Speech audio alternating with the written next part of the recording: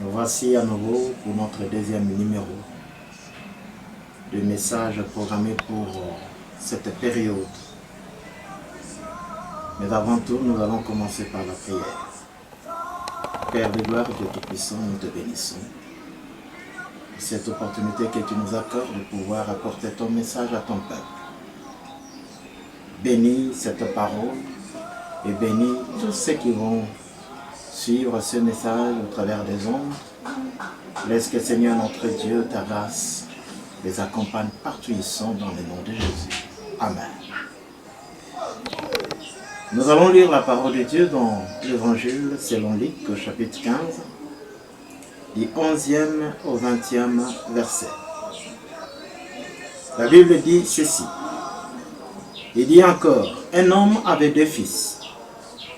Le plus jeune dit à son père, « Mon père, donne-moi la part de l'héritage qui doit me revenir. » Le père partagea alors ses biens. Peu de jours après, le plus jeune fils ramassa tout et partit pour un pays éloigné, où il gaspilla sa fortune en vivant dans la débauche.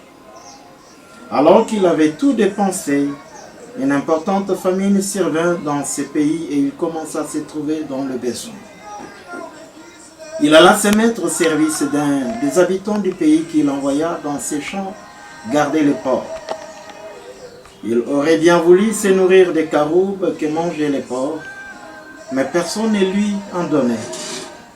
Il s'est mis à réfléchir et s'est dit, « Combien d'ouvriers chez mon père ont du pain en abondance et moi ici, je meurs de faim. Je vais retourner vers mon père et je lui dirai, « Père, je péchais contre le ciel et contre toi. Je ne suis plus digne d'être appelé ton fils. Traite-moi comme l'un de tes ouvriers. » Il s'éleva et alla vers son père. Alors qu'il était encore loin, son père le vit et fut rempli de compassion. Il courut se jeter à son cou et l'embrassa. Bien-aimés, je préfère que nous puissions nous arrêter là. Je prends pour thème de mon exhortation le retour aux valeurs initiales. Et vous allez comprendre tout au long du développement de mon message pourquoi je pris ce thème. Le récit qui nous est fait ici, c'est le récit de cet enfant prodigue. Je crois que tout le monde connaît cette parabole. Un homme avait deux fils. Et voilà, le plus jeune dit à son père, « Donne-moi la part de l'héritage qui doit me revenir. » Nous savons à l'époque, le père laissait l'héritage à ses enfants. Mais dans la famille dont le partage de cet héritage, le né de la famille avait la double portion, la double part. Et les cadets, lui, recevaient le 1/3. Alors l'héritage était partagé à la mort du père. Mais il arrivait que ce dernier divise ses biens plutôt et se retire du domaine. Mais par contre, il était inhabituel qu'un fils prenne l'initiative du partage. Et c'est ce que nous sommes en train de voir ici. En agissant ainsi, le cadet démontre qu'il méprise l'autorité du père. Bien-aimé, la lecture nous dit quoi?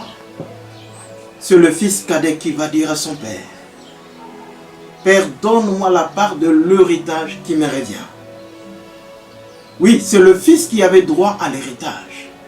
Ce n'est pas les serviteurs, ce n'est pas les travailleurs, mais le fils. Ça, c'est le privilège qu'ont le fils. Et c'est pourquoi il faut être fils dans la maison du Père, pour avoir droit à l'héritage.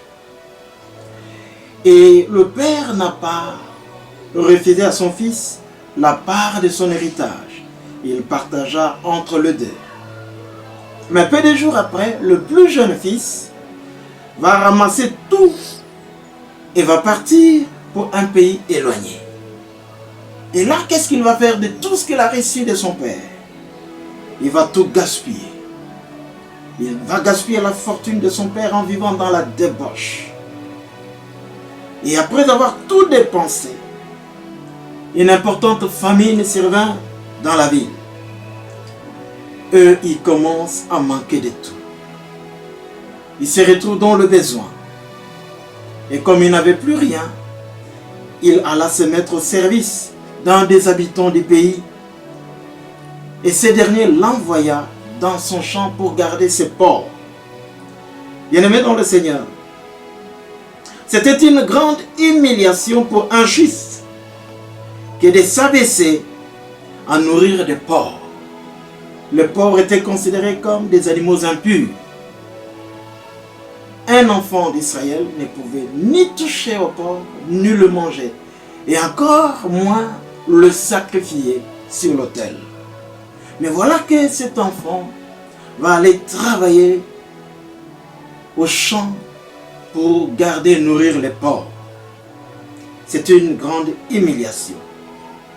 Et comme si cela ne suffisait pas, comme il manquait de tout, il va chercher à se nourrir même des caroubes réservés aux porcs. Cela veut dire quoi? Non seulement qu'il était humilié, mais il a touché le fond du gouffre. Son esprit d'indépendance qu'il avait caractérisé autrefois le conduit à la perdition. Aujourd'hui, il ne se retrouve plus, il ne sait plus quoi faire. Et il commence à se poser des questions. Mais dans la maison de mon père, il y a beaucoup de serviteurs qui mangent à la table de mon père, qui trouvent de la nourriture dans la maison de mon père. Et pourtant, ce ne sont que des serviteurs. Mais moi qui suis fils, qu'est-ce que je fais ici? Pourquoi je dois mener cette vie? Revenir à la raison, il s'est dit, je vais retourner auprès de mon Père. C'est là que nous avons puisé le thème de notre exhortation. Le retour aux valeurs initiales. Bien-aimé dans le Seigneur, c'est vrai, cet enfant avait péché contre son Père. Cet enfant est parti, poussé par cet esprit d'indépendance, cet esprit de rébellion. Cet enfant n'a pas voulu être sous l'autorité de son Père. Il a cru qu'il était à même de pouvoir diriger sa vie lui-même. Mais la réalité est que lorsqu'il est parti, il a bousillé tout ce qu'il avait reçu de son Père. Il a gaspillé la fortune de son Père. Oh bien-aimé dans le Seigneur, je vais articuler mon message sous deux aspects. D'abord, je vais parler de ceux qui ne connaissent pas Christ. Nous sommes tous créatures de Dieu. Mais il y a des gens qui ne reconnaissent pas l'autorité de Dieu sur eux. Ils vivent comme si ils sont sortis de nulle part, comme si Dieu n'existe pas. Ils sont indépendants de tout ce qui concerne Dieu. Ils veulent vivre leur vie comme bon leur semble. Bien-aimés, j'aimerais vous dire une chose. Il est écrit dans la parole de Dieu. Il n'appartient pas à l'homme. Quand il marche, de diriger ses pas. Les sorts de l'homme se trouvent entre les mains de son Créateur. Toi qui crois que le souffle que tu as, tu l'as reçu de par toi-même. Tu te trompes.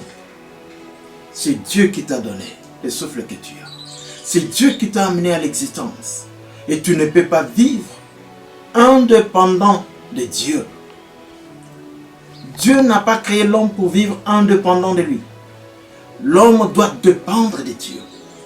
Le souffle que tu as, la bonne santé, l'intelligence, tout ça, ce sont des grâces que tu as reçues de Dieu. C'est l'héritage que Dieu t'a donné.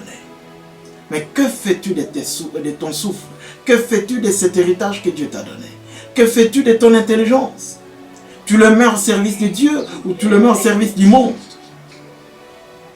Il est le grand temps que tu reviennes à la raison, que tu retournes à Dieu, que tu reconnaisses l'autorité de Dieu. Sinon, un jour, ça sera trop tard et tu ne sauras plus que faire, alors que la porte de la grâce te sera fermée. Aujourd'hui, Dieu t'attend. Il attend ton retour avec les bras grandement ouverts. Il veut que tu reviennes à lui, que tu reviennes à la raison, que tu te répandes, que tu reconnaisses tes péchés, parce qu'il est prêt à te pardonner et à te restaurer, à te donner une nouvelle vie. Bien-aimé, toi qui crois que Dieu n'existe pas, ou alors tu sais que Dieu existe mais tu ne le crains pas, tu ne fais jamais la volonté de Dieu dans ta vie. Voilà l'opportunité pour toi de retourner auprès de ton Dieu. Et le deuxième aspect de mon message, c'est pour ceux qui se disent chrétiens, les enfants de Dieu. Ceux qui avaient une fois été éclairés par la parole de Dieu. Ceux qui avaient reçu l'Esprit de Dieu. Ceux qui avaient touché à la grâce de Dieu. Qui avaient compris que Dieu est bon, Dieu est merveilleux. Et à qui Dieu a investi. Dieu a donné des talents, des dons. Mais qui sont partis. Ils sont allés loin de Dieu. Ils ont utilisé les dons de Dieu, la grâce de Dieu, pour commettre toutes sortes de bévues, pour faire n'importe quoi. Ils ont commencé à trafiquer avec la parole de Dieu. Ils ont commencé à vivre dans la débauche avec le don, les talents que Dieu a déposés en eux. Bien-aimés, je vous en supplie par les compassions de Dieu. Ne gaspillez pas cette fortune que Dieu vous a donnée. Revenez à la raison. Retournez aux vraies valeurs. Aujourd'hui, beaucoup se sont détournés de la vraie parole, de l'authenticité de la parole. Ils ont ajouté des choses dans leur évangile, des choses que Jésus n'a jamais dit, des choses que la Bible ne dit jamais. Mais ils sont partis pour satisfaire leurs ambitions, pour accomplir leurs désirs, pour gagner de l'argent, faire n'importe quoi. Ils se sont servis de la parole de Dieu, la grâce de Dieu, le faveur que Dieu avait placé en eux pour faire toutes sortes de bêtises. Ils ont perdu l'onction. Ils ont perdu la grâce de Dieu. Bien-aimés, vous qui êtes tombés plus bas, vous qui avez attristé le Saint-Esprit, la porte de la grâce n'est pas encore fermée pour vous. Vous pouvez revenir à la raison. Comme cet enfant qui a compris qu'il avait gaspillé la fortune de son père. Il s'est dit, mais mon père est encore vivant. Je peux retourner auprès de mon père et lui dire que je péchais contre toi. Voilà la prise de conscience lorsqu'on a péché. Et c'est ça qui manque à beaucoup de personnes. Paul dit à Timothée, combat les bons combats, garde la foi et une bonne conscience. Bien-aimés, nous parlons souvent de la foi, mais de moins en moins nous parlons de la bonne conscience. Combien de chrétiens gardent encore la bonne conscience? Il y a des chrétiens qui ne sont plus convaincus par le Saint-Esprit de leur péché. Ils sont dans le péché, ils vivent dans le péché. Mais le Saint-Esprit ne leur parle plus parce qu'ils ont tellement endurci leur cœur qu'ils ne peuvent plus écouter la voix de l'Esprit de Dieu. Bien-aimés, je t'en supplie, toi qui m'écoutes, toi qui suis ce message, si tu sais qu'un jour, Dieu t'avait visité, Dieu t'avait fait grâce, tu avais reçu de Dieu une fortune, une grâce, un don, un talent, tu es allé gaspiller ce talent en faisant n'importe quoi. Écoutez-moi, bien-aimé, Dieu t'attend. Reviens à la raison. Retrouve les valeurs d'antan, les valeurs spirituelles que Dieu avait fixées comme des fondements, comme des principes pour nous guider. La Bible dit, l'Église s'appuie sur deux colonnes. La colonne de la vérité, la colonne de la justice. Bien-aimés dans le Seigneur, revenons aux vraies valeurs. Revenons aux vraies valeurs. Cet enfant a pris conscience, il est retourné. Bien-aimés, c'est vrai, vous pouvez vous perdre. À un moment de la vie, vous vous êtes éloigné du droit chemin, vous vous êtes éloigné de la vérité. Mais nous avons un Dieu compatissant, un Dieu miséricordieux qui nous attend. C'est comme le père de cet enfant, il était là à l'attendre. Il avait toujours les yeux fixés vers la direction où était parti l'enfant. Et quand l'enfant s'est mis en route pour regagner la maison de son père, le père la vit au loin. Et cette fois-là, c'est papa qui laisse sa maison, qui court vers la direction où était l'enfant pour aller l'accueillir. Bien-aimé, Dieu est prêt à vous accueillir. Mais à la seule condition que vous puissiez vous repentir sincèrement, que vous puissiez revenir à la raison, revenir aux vraies valeurs. Vous qui avez tordu l'évangile, vous qui avez détourné l'évangile de ses repères, de ses bases fondamentales, des bases d'antan, des bases initiales. Dieu vous dit, revenez au vrai évangile. Revenez à la vraie parole. Revenez à la vraie prophétie. Abandonnez toutes ces voies que vous avez empruntées. Vous avez gaspillé le don de Dieu. Vous avez gaspillé les grâces de Dieu en faisant n'importe quoi. Dieu vous dit, revenez à la raison. Repentez-vous et convertissez-vous. La restauration est pour vous. N'oubliez pas, quoi que nous puissions faire, un jour, nous allons rendre compte de tout ce que nous avons fait sur la terre. Bien-aimé dans le Seigneur, cet enfant est retourné, son père l'a accueilli. Son père l'a embrassé. Son père a organisé une fête pour lui. Et son père l'a rétabli comme fils dans sa maison. Et c'est ce que la Bible nous dit. Il y a de la joie au ciel pour un seul pécheur qui se répand. Êtes-vous prêt à dire non, j'ai emprunté une mauvaise voie, je voudrais retourner auprès de mon Dieu. Je voudrais retourner dans la vraie parole. Je voudrais retrouver le vrai évangile. Cet évangile que tu prêchais avant et que tu as abandonné parce que tu as suivi les autres qui prêchent n'importe quoi. Toi aussi tu es allé pour faire comme eux. Est-ce qu'aujourd'hui tu es prêt à revenir à la raison? À prêcher la parole pure? À gagner les âmes pour le Seigneur?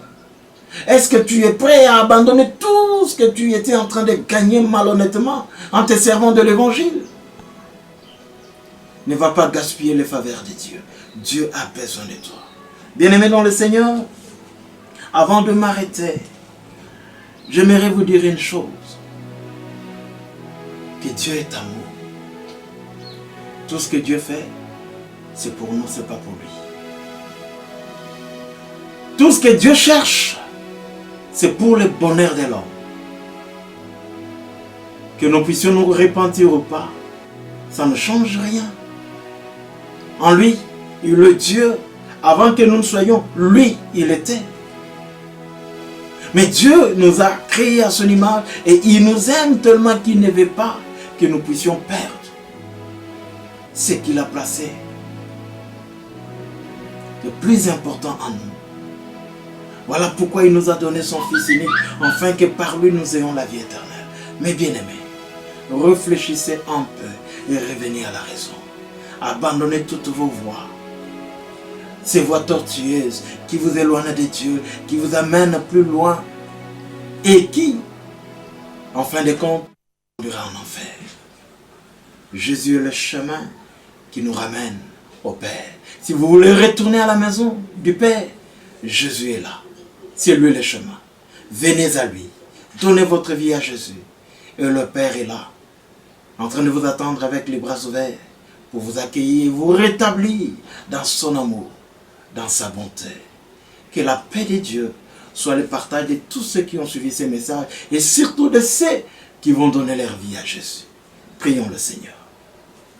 Dieu de gloire, je te bénis pour ces messages que nous venons de communiquer au travers des ondes pour tout celui qui va écouter et qui va se décider de donner sa vie à toi. Fais en sorte que le Saint-Esprit puisse agir dans le cœur pour que cette parole produise des fruits partout où elle sera entendue au nom de Jésus. Amen. Je vous remercie, vous qui nous avez suivis. Nous sommes l'église Mission Évangélique, le Rocher du Salut. J'en suis le pasteur principal. Et si vous voulez nous suivre de temps en temps, eh bien, vous pouvez nous suivre sur YouTube. Nous avons notre chaîne Merci TV. Et là, vous pouvez même vous abonner. De temps en temps, vous aurez à suivre nos messages. Et je m'en vais remercier tous ceux qui m'ont aidé à pouvoir communiquer cette parole. Là, je vois mon frère Marcel, Kiribuni, mon frère Glody Wanani, et bien toute l'équipe qui travaille pour que nous puissions arriver à vous faire entendre la voix du Seigneur. Que la paix de Dieu soit avec vous tous qui nous avez suivis. Au nom de Jésus. Amen.